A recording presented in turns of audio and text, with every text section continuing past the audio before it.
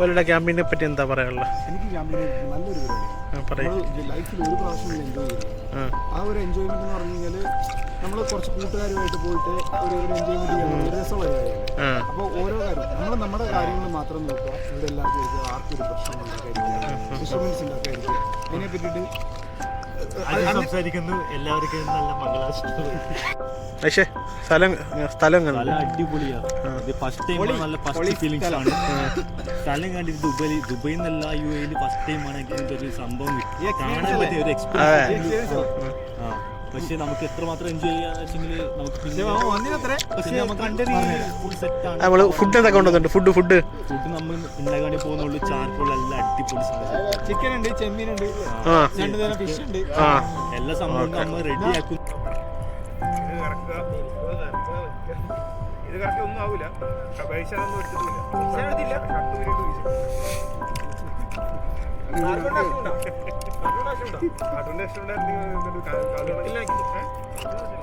മറ്റേ കേസ് മേടിച്ചിട്ട് പേരടിക്കുന്ന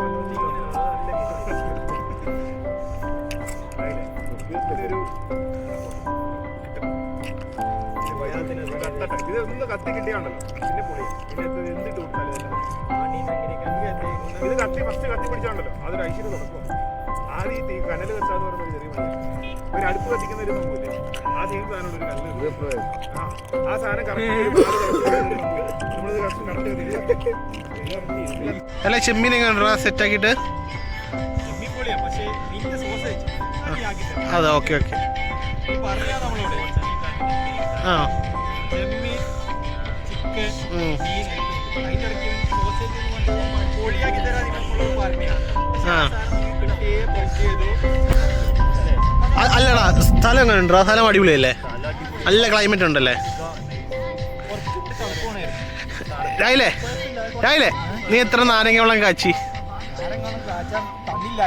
തന്നില്ല? അജുവനാ ഇല്ല.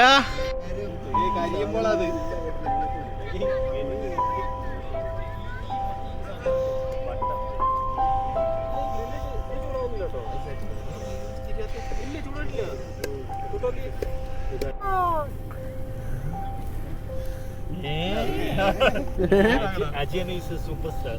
ഇത് മറിച്ചിട്ടായിരുന്നു. സോറി